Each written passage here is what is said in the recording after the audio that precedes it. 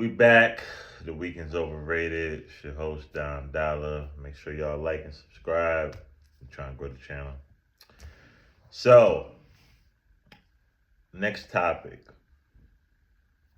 This is one that I think is it'll resonate with a lot of people, as hope all topics do. But the topic of OGs and are OGs smoke and mirrors, and I'll elaborate on that. So, for me personally, you have to qualify to be an OG to me or to be my OG. I feel like sometimes people can be grandfathered into those to that. I feel like people can uh, get that role without really fulfilling it. And I think that sometimes people can hold that title, but they do more gatekeeping than actually providing information slash game and opportunity.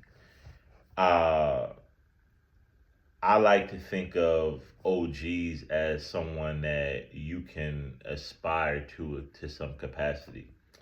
Um, you know, some of my OGs are married. Some of my OGs are business owners. Uh, some of my OGs, have families. Some of my OGs, they do things, giving back within the community, um, and they have solid reputations, and they either in the past or now are able to offer information and opportunity. Those two components I feel are the two biggest qualifiers for an OG, because simply being older than me, it just doesn't do it for me. Um, I like the term mentor better, because I feel like with mentors, it's it's just like they're guiding you, they're providing information that you can take and you can process, and then you can come up with a solution in your own terms.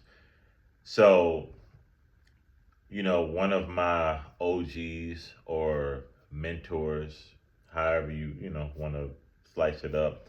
I remember we I think I was getting my first job, or like my first job post college. And I needed a suit. I didn't have a suit. I needed a suit. And he took me to the store. We purchased a suit, and when we were leaving out the store, I was thanking him because I ain't really have it right now, mind you. Again, this is the first job. Like, this is right off of college for me. Football, all that was over by this time, so I was really trying to get on my feet. And this was just one of many things over many years, that he did for me. But he took me to the store. He bought me the suit, but not just he didn't just buy me the suit. He gave me like the full rundown on, okay, if you get your suit, you get your blacks, your blues, your grays, and your tans, and then the belt with the socks and the shoes and the tie, and how to tie your tie, different ties for different different occasions, cufflinks, um, the tie clips, just the whole breakdown, right? And then he started to go into telling me, you know okay, make sure you get yourself a credit card. Matter of fact, get yourself 3 to 4. You'll have one credit card for like daily, your daily expenses. You might want to go to the dry cleaners, might want to get gas, on and so forth. and you use another credit card, for traveling, when you're going out of town, so on and so forth. Then you have a credit card for like emergencies. So these are, things that are out of the ordinary that might come up that you might not be, expecting, or, things just kind of happen out of the blue. I forget what the last one was for, but they all have specific purposes, right? And that's just one of thousands of examples that he was able to give me.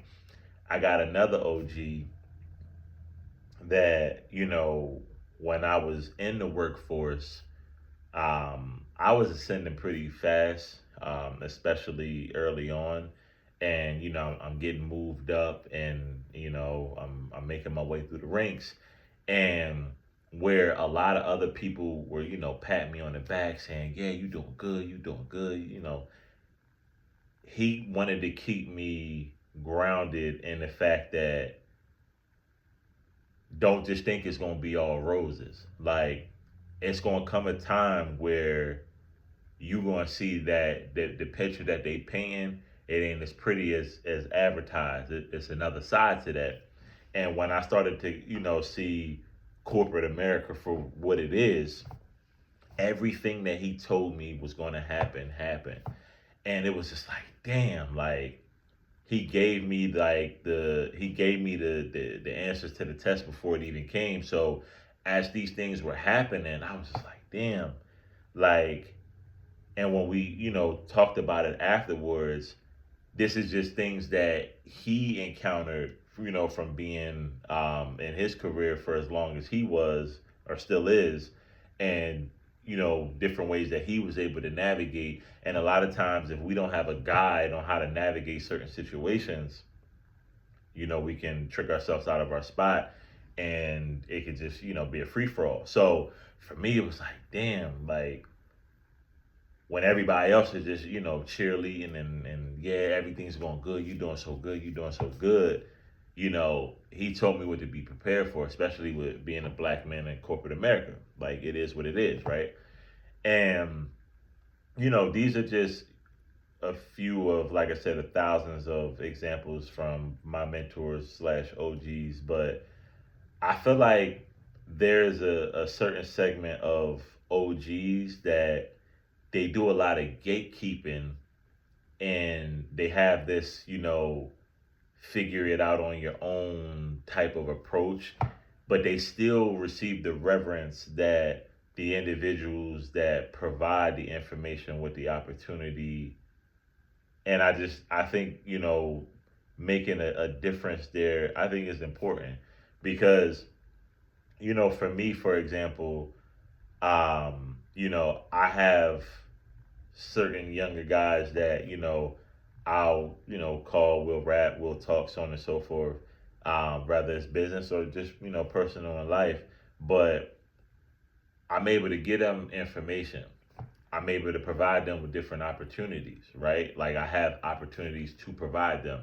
I have information to provide them, and it's not just I'm not having like a throwback Thursday moment saying, oh, what I used to do, or how I used to do this, or how I used to do that.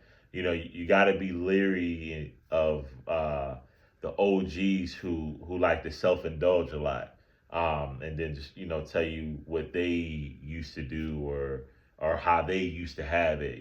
Again, we're not worried about yesterday. We worried about today. You can take yesterday's lessons, but how can we apply them today? So I think, yeah, for me, it's a lot of people that once I became a man, that OG title just dwindled. Like, I'm like, yeah, he's not the OG. He's not an OG. He's just a older guy. Yeah, he just, and it's not necessarily a sign of disrespect. It's just more so, the standard in which myself, what I have as far as what I consider an OG. Um, and I just feel like is that the term is used very, very loosely, very, very loosely. Like I said, your OG, or your mentor, um, you know, that should be someone that you aspire to be some version of. And when I say be some version of, you should always want to be, your own man and who you are, as a man. But when I say aspire to, like, if you see your mentor, your OG, if he has a family, you should want to aspire to have a family of your own. If you go to your mentor, your OG's house or his home, and you like, damn, I aspire to have my own home where I have my setup, so on and so forth. So it's really just you're looking at their canvas, and then, okay, what does my version of that look like? You know what I mean? It's not to say that you gotta do every little single thing that they may even recommend you to do, because at the end of the day, you still have to live with whatever decisions that you make. um but I do think that it's important that we start to put some standards on what we consider an OG or a mentor. It has to be some sort of value there. It has to, be some sort of, it has to be something there. It can't just be gray hairs and old war stories. Like, because you're going to be in that position one day, right? And the way you can reach back and be an OG or a mentor to the ones that come after you heavily hinges on the interaction that you had with your quote unquote OGs. So just make sure that you're not just taking anything from anybody, as far as the energy that they may be producing. Like I said, your OG should be someone that you aspire, or that inspires you, or that you aspire to, do some version of what they're doing, right? Because why else would they be your OG if not? So if they're a thorough individual, if they handle their business, if they have a family, if they take care of their children, if they got a business, if they're a business owner, if they got a job, however you cut it up. But it can't just be someone who's just old. It's a lot of guys that are just old, that haven't grown up here, that or you'll find that they're doing things that you're doing. OGs should not be doing the same things that you're doing, just from a sheer maturity standpoint. um so again, you definitely want to be selective with who you curate your counsel to be. So, and this can be with men or women. You just have to create a standard. Like I said, it can't just be somebody who's old. And even if there was a point in time in which they may have did something for you to some capacity, you can be appreciative, absolutely.